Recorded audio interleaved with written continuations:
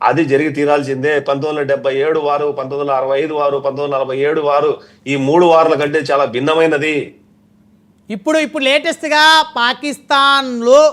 పాకిస్తాన్ని టార్గెట్ చేస్తూ 6 అటాక్స్ జరిగినట్టు తెలుస్తూ ఉంది భారత్ నుంచి.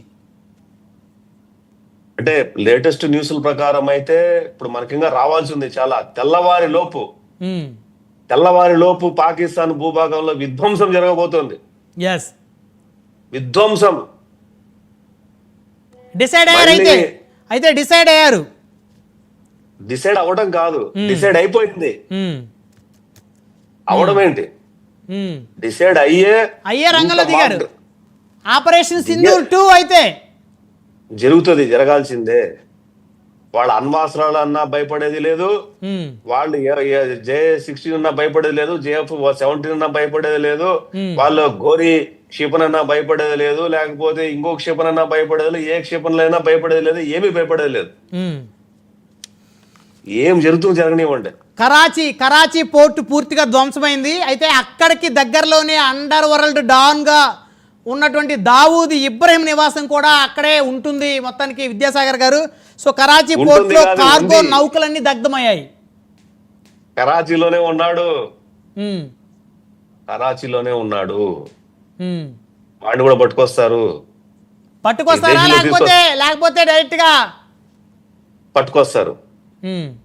దావూద్ ఇబ్రహీం ని, ఆసిఫ్ మునీర్ ని, ఇలాంటి వాళ్ళని దేశంలో పట్టుకొచ్చి భారత శిక్షా స్మృతి BNS పరంగా కోర్టుల్లో ట్రయల్ చేసి దేశ ప్రజల ముందర ఉరి తీస్తారు.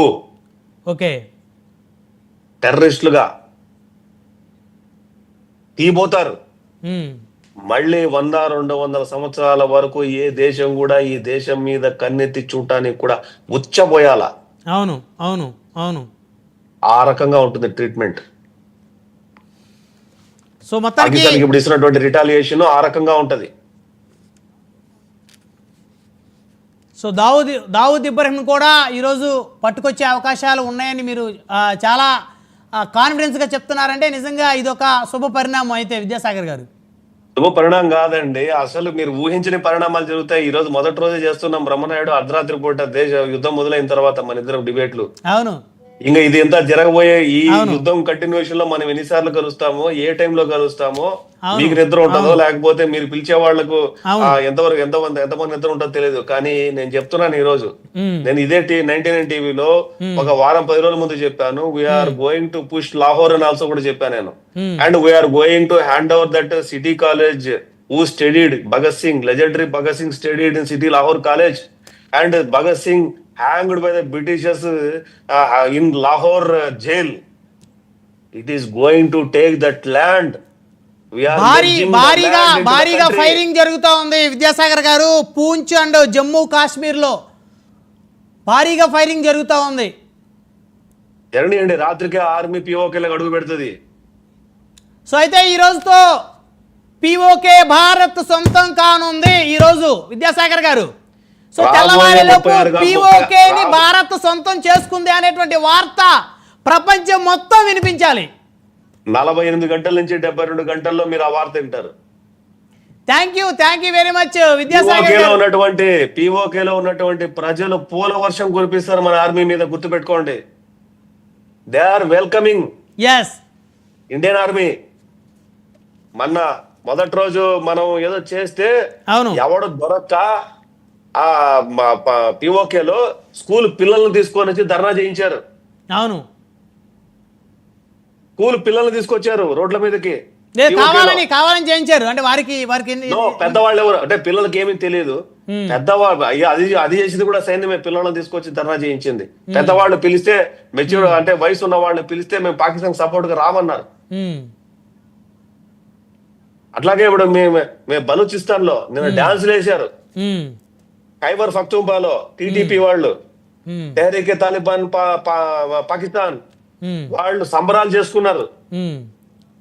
అంటే ఆ వెనకలేమో ఖైబర్ పఖ్తూన్ఖ్వా, పక్కనేమో వెనకలేమో బెలూచిస్తాన్, ఆ పక్కన ఉన్నటువంటి తజికిస్తాన్ లో మనకు ఎయిర్ బేస్ ఉంది. ఇరాన్ లో మనకు పోర్ట్ ఉంది.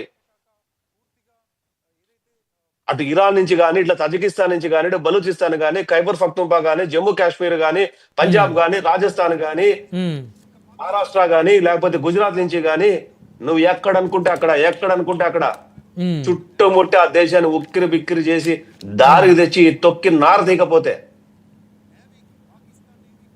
నార తీసి నోట్లో ఉచ్చమొప్పిస్తారు చూస్తాండి ఇండియా పాకిస్తాన్ కి. ఎన్ని రోజులు భరించాలండి? అవును, ఎంతకాలం భరించాలా? ఎన్ని రోజులు, ఎంతకాలం? అమాయకులైనటువంటి టూరిస్టులు, ఫారిన్ టూరిస్టులు, అమెరికన్ టూరిస్టులు ముగ్గురిని అవును 90s లో కాశ్మీరీ పండిట్లని కోత కోసారు వాళ్ళని, అత్యంత కోత కోసారు 1990లో. అవును, అసలు ఎక్కడ ముంబైలో దాడులు, హైదరాబాద్ లో కోటి, ముంబై మీద దిల్సుఖ్ నగర్ జరిగితే 189 మంది, అవును 189 మంది చనిపోతే, అందులో ఆ హోటల్ కొద్దిగా దూరంలో ఉన్నటువంటి ఒక జ్యూస్ కు సంబంధించిన ప్రార్థనా స్థలం ఒకటి ఉండాలి, ఇజ్రాయలీస్ ఉన్న ప్లేస్ అది, దాని మీద దాడి జరిగింది. వాటిని శనగోస్ అంటారు వాటిని, అంటే మనం టెంపుల్ దేవాలయం ఎట్లా అనుకుంటారో వాడిని శనగోస్ అంటారు వాళ్ళు టెంపుల్ ని. వాళ్ళకి అక్కడ ఉంది ఒక టెంపుల్ ఉంది, ఆ టెంపుల్ కి వెళ్తే ఆ టెంపుల్లో వాళ్ళని ఉన్న వాళ్ళంతా కాల్చి పడేశారు. హోటల్ మీద దాడి, రోడ్ల మీద దాడి, రైల్వే స్టేషన్ల మీద, విమానాశ్రయాల మీద, టీ స్టాల్ దగ్గర. హైదరాబాద్ లో మనకు గోకుల్ చాట్, కోటి, హైదరాబాద్ కోటి, దిల్సుఖ్ నగర్. ఈ రోజుకి కూడా బాధితులు చనిపోయిన కుటుంబాలకు న్యాయం జరగల, బతికున్న వాళ్ళు జీవోత్సవాలుగా అలానే ఉండిపోయారు, కన్ను పోయి కాలు పోయి, అలా చాలా దారుణం అండి. I remember one thing, Dilsukh Nagar లో బాంబు పేలుళ్లు జరిగినప్పుడు, దిల్సుఖ్ నగర్ లో నేను ఒక థియేటర్ లో సినిమా చూసి బయటకు వచ్చిన 2 నిమిషాల్లో దిల్సుఖ్ నగర్ లో జరిగిందండి దాడి, బాంబు దాడి. జస్ట్ ఎస్కిప్డ్. నేను దిల్సుఖ్ నగర్ నుంచి కొత్తపేటకు వెళ్ళేసరికి బాంబు దాడి. ఎన్ని కిలోమీటర్లు అండి? 2 కిలోమీటర్స్, 3 కిలోమీటర్స్. అవును, నేను థియేటర్లకు వెళ్ళి వచ్చిన ఎదురుగానే జరిగింది దాడి. సరే, ఇప్పటికీ కూడా ఆ దాడి చేసినటువంటి ఆ ఉగ్రవాదులకి ఇంకా ఉరిశిక్ష అమలు అవ్వలేదు కదా సార్? అంటే శిక్ష పడింది, అమలు అవ్వలేదు ఉంది. అట్లాగే బెంగళూరులో దాడులు, అట్లాగే కోయంబత్తూరులో దాడులు, అట్లాగే చెన్నై దాడులు, అట్లాగే కేరళలో దాడులు. ఈ రోజు కూడా ఇప్పటికి కూడా విద్యాసాగర్ గారు ముంబైలో కానీ హైదరాబాద్లో కానీ బతికేటువంటి పౌరులు బిక్కుమంటూ బతకాల్సిందే. విద్యాసాగర్ గారు ఎక్కడి నుంచి ఎవడొచ్చి ఫైరింగ్ చేస్తాడు, ఎవడొచ్చి బాంబులు పెట్టి దాడులు చేస్తాడు అని. ఈవెన్ సిటీ ట్రైన్స్ 54 మంది చనిపోయారు. పఠాన్కోట్ లో ఎయిర్ బేస్ మీద దాడి జరిగింది. అంటే ఈ దేశం దాడులు చేసుకొని చేయించుకోవడానికి ఉందా? ఈ దేశానికి సావర్నిటీ సంగతి ఏంటి? What is the sovereignty of the country? What is the integrity of the country? Do you mean that nation అంటే అంత ఇదా? దేశం అంటే మీకు అంతా ఇదిగా కనపడుతుందా భారతదేశం అంటే?